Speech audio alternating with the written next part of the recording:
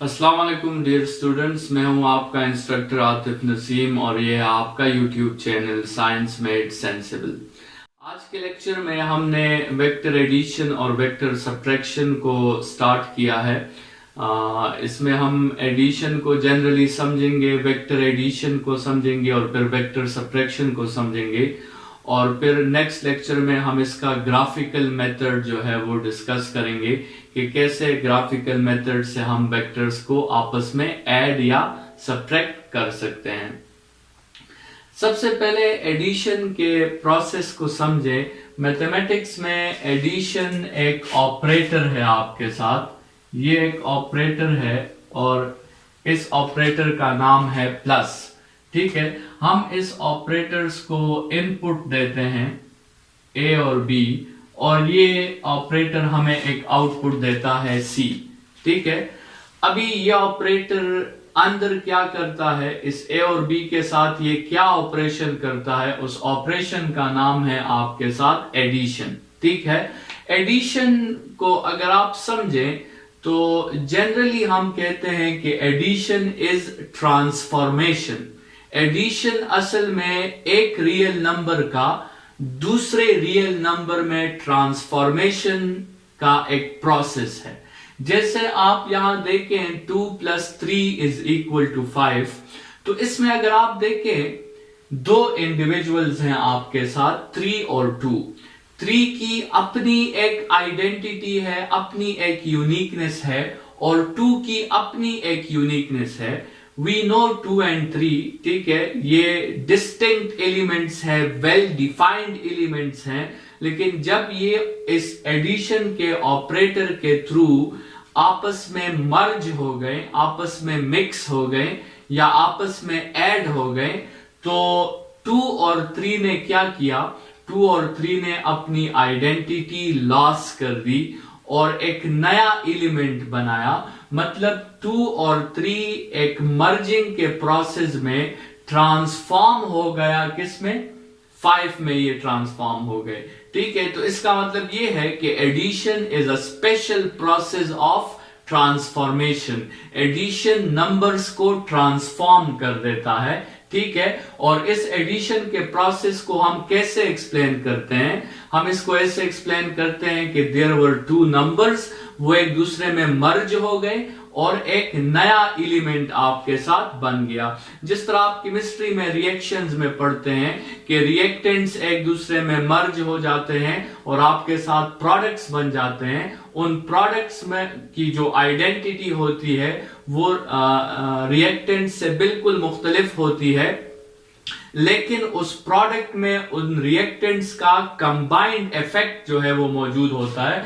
जिस तरह आप केमिस्ट्री में पढ़ते हैं कि H2 + O2 = H2O। ठीक है, तो ये जो आपके साथ रिएक्टेंट्स हैं ये प्रोडक्ट से बिल्कुल मुख्तलिफ है। जैसे आपको पता है कि हाइड्रोजन जो है it helps in burning, oxygen by itself Burns, but H2O water it prevents the burning process, it blocks the burning process। तो इसका मतलब product is extremely completely different from the reactant, लेकिन इस product में इन दोनों reactants की combined properties जो है वो मौजूद है। So 2 + 3 = 5 means that 2 and 3 merge together to form 5. This 5 is different from 2 and 3, but this 5 has the combined effect of 2 and 3 both. ठीक है, this is called addition is a process of transformation।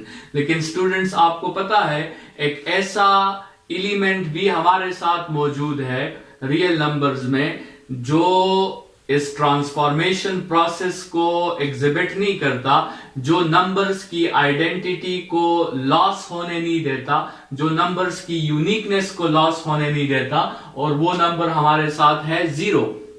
3 + 0 हम करते हैं, हमारे साथ वही number दोबारा आता है और इसीलिए इस 0 को we call it that it is the additive identity. It is the identity with respect to addition because it does not transforms the other number with the help of of addition operator, ठीक है। So therefore 0 is called additive identity. ये हमने addition पर generally जो है कुछ discussion की। अभी एडिशन ऑफ वेक्टर्स क्या है? एडिशन ऑफ वेक्टर्स वही प्रोसेस है, हमने दो वेक्टर्स लेने हैं, उन दो वेक्टर्स को हमने इस एडिशन ऑपरेटर में इनपुट करने हैं और हमें आउटपुट में एक वेक्टर मिलेगा। उस वेक्टर को हम क्या कहेंगे? उस वेक्टर को हम कहेंगे रिजल्टेंट वेक्टर। और ये रिजल्टेंट वेक्टर जो होगा ये कैसे ऑब्टेन होगा? जब वो दोनों वेक्टर्स आपस में मर्ज हो जाए, वो दोनों वेक्टर्स आपस में ऐड हो जाए, तो हमारे साथ ये रिजल्टेंट वेक्टर आ जाएगा। और ये रिजल्टेंट वेक्टर उन दोनों वेक्टर्स से डिफरेंट होगा, लेकिन इस रिजल्टेंट वेक्टर में उन दोनों वेक्टर्स की कंबाइंड प्रॉपर्टीज मौजूद होगी, ठीक है। तो अगर आपके साथ दो वेक्टर्स हैं a प्लस बी और आप इन दो वेक्टर्स को इस ऑपरेटर से गुजारते हैं, तो आपके साथ रिजल्ट में क्या मिलेगा? रिजल्ट में आपके साथ रिजल्टेंट वेक्टर मिलेगा। और रिजल्टेंट वेक्टर उसको आप लिख सकते हैं कि it is the addition of two vectors a and b, ठीक है। अभी आप a और b को रिप्लेस कर सकते हैं इस r के साथ, क्योंकि अभी हमने कहा कि this R has the combined properties of A and B both. जिस तरह आप यहां पर 3+2 की जगह 5 रिप्लेस कर सकते हैं, क्योंकि 5 वही नंबर है जो 3+2 की कंबाइंड प्रॉपर्टीज का रिजल्ट है। तो तब अगर आप एडिशन फाइंड कर लें तो फिर आप उन कंपोनेंट्स को हटाकर वहां पर उसका रिजल्ट डाल सकते हैं, या वहां पे आप उसका कंबाइंड रिजल्ट डाल सकते हैं। इस R को हम रिजल्टेंट भी कहते हैं, लेकिन इसके अलावा आप इस R को कंबाइंड इफेक्ट नाम भी दे सकते हो, और कंबाइंड इफेक्ट के साथ साथ आप इसे नेट रिजल्ट भी कह सकते हो। ये इस एडिशन के रिजल्ट्स के मुख्तलिफ नाम है, रिजल्टेंट वेक्टर, कंबाइंड इफेक्ट या नेट रिजल्ट भी आप इसे कह सकते हो। अच्छा स्टूडेंट्स, याद रखें कि दो स्टेटमेंट्स हैं। एक आपके साथ ये स्टेटमेंट है r vector is equal to a vector plus b vector, और एक आपके साथ ये स्टेटमेंट है r is equal to a plus b। इस पे आपने कंफ्यूज नहीं होना, ये दो बिल्कुल आपके साथ मुख्तलिफ स्टेटमेंट्स हैं। ये जो स्टेटमेंट है ये स्केलर एडिशन का स्टेटमेंट है, इसमें आपके साथ डायरेक्शंस का कोई जिक्र नहीं है, आप सिर्फ मैग्नीट्यूड्स को ऐड करोगे। लेकिन ये जो स्टेटमेंट है दिस इज वेक्टर एडिशन, ठीक है। और वेक्टर एडिशन में ना सिर्फ आपने मैग्नीट्यूड ऐड करना है, बल्कि आपने साथ में डायरेक्शंस को भी ऐड करना है। तो इन दोनों स्टेटमेंट्स को आप क्लियरली समझ लें। This is scalar addition and this is vector addition. और हमने पिछले लेक्चर में डिस्कस किया था कि scalar addition is very simple, लेकिन वेक्टर एडिशन उतना सिंपल नहीं है, क्योंकि उसमें आपने मैग्नीट्यूड्स के साथ साथ डायरेक्शंस को भी ऐड करना होता है। तो vector addition is not that simple. यहां पर एक बात और भी याद रखें जिस पे हम डिटेल में आगे बात करेंगे। स्केलर एडिशन का एक स्पेसिफिक आंसर होता है, लेकिन वेक्टर एडिशन का आंसर नहीं होता। वेक्टर एडिशन का पूरा रेंज होता है, depending on the directions vector addition का आंसर वो चेंज हो सकता है। तो वेक्टर एडिशन का आंसर मुख्तलिफ होता है। लेट्स सपोज अगर हम a की वैल्यू भी 3 ले लें और b की वैल्यू भी 3 ले लें, तो इसकी जो स्केलर एडिशन होगी, स्केलर एडिशन, उसका जवाब हमेशा 6 आएगा। स्केलर एडिशन का जवाब 3+3 हमेशा 6 आएगा। लेकिन अगर इसकी वेक्टर एडिशन होगी तो इसका आंसर 0 से लेकर 6 तक कहीं भी आ सकता है, जिस पे हम आगे अभी बात करेंगे। तो याद रखें कि scalar addition has a particular answer, but vector addition has a range. And why it is because of the directions, it is because of including the direction in the vectors। Direction को भी अगर आप include करते हैं तो फिर आपके साथ वेक्टर एडिशन का पूरा रेंज आता है। लेकिन अगर आप सिर्फ मैग्नीट्यूड्स की बात करते हैं तो फिर आपके साथ एक पार्टिकुलर आंसर आता है, एग्जैक्ट पार्टिकुलर आंसर आता है आपके साथ। लेकिन वेक्टर एडिशन पार्टिकुलर नहीं है, वेक्टर एडिशन आपके साथ जनरल है। स्टूडेंट्स आते हैं सब्ट्रैक्शंस ऑफ वेक्टर्स की तरफ। सब्ट्रैक्शन जैसे हमने पिछले लेक्चर्स में डिस्कस किया कि subtraction is a special case of addition. मतलब अगर आपके साथ 3 - 2 है, so you can write this 3 - 2 as 3 + -2। ठीक है, तो आप सब्ट्रैक्शन के लिए अलग से आपके लिए रूल्स बनाने की जरूरत नहीं है, आप उसको एडिशन के ही एक स्पेशल केस के थ्रू सॉल्व कर सकते हैं। तो जिस तरह आपके साथ 3 - 2 को हम 3 + -2 लिख सकते हैं, उसी तरह अगर आपने दो वेक्टर्स को सब्ट्रैक्ट करना है a - b और उसकी रिजल्ट को आपने r कहना है, तो आप इस a - b को इस तरह भी लिख सकते हैं कि a + × -b। ठीक है, और इसमें आपने जो है अपने लिए दरमियान में प्लस प्रोड्यूस कर लिया, तो आप प्लस के रूल्स ही अप्लाई कर सकते हैं।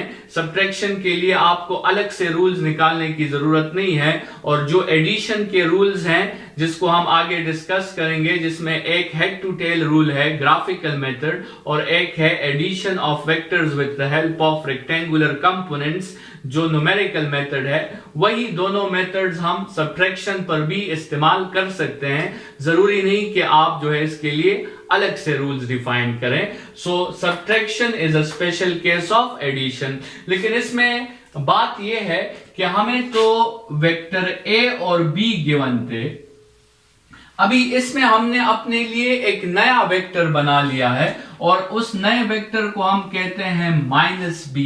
सो ये -b क्या चीज है, ये तो हमें क्वेश्चन में गिवन नहीं था, हमें इसे फाइंड करना होगा। -b असल में क्या है, -b असल में है नेगेटिव वेक्टर ऑफ b।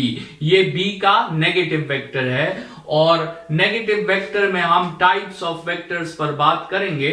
फिलहाल इतना समझ लें कि अगर आपको एक वेक्टर गिवन है और आपने उसका नेगेटिव वेक्टर निकालना है, तो आप वही वेक्टर ड्रॉ करें, लेकिन उसकी डायरेक्शन आप अपोजिट कर दें। तो डायरेक्शन जब आप अपोजिट करेंगे तो इसको हम नेगेटिव वेक्टर कहते हैं। Negative vector is a vector whose magnitude is same but the direction is opposite। ठीक है, एक ऐसा वेक्टर जिसका मैग्नीट्यूड सेम हो और जिसकी डायरेक्शन अपोजिट हो, ऐसे वेक्टर को हम कहते हैं नेगेटिव वेक्टर, और इसको हम रिप्रेजेंट करते हैं विद अ माइनस साइन। ठीक है, जिस तरह हमने कहा था इस वेक्टर्स एंड स्केलर्स के चैप्टर्स के स्टार्ट के लेक्चर्स में कि minus only represent the opposite direction. ठीक है, तो इसको इसलिए अपोजिट डायरेक्शन को रिप्रेजेंट करने के लिए हमने माइनस का साइन लगाया है। तो इस लेक्चर में हमने जनरली एडिशन और सब्ट्रैक्शन के प्रोसेस को समझा कि इसका रिजल्ट उसका क्या मतलब होता है,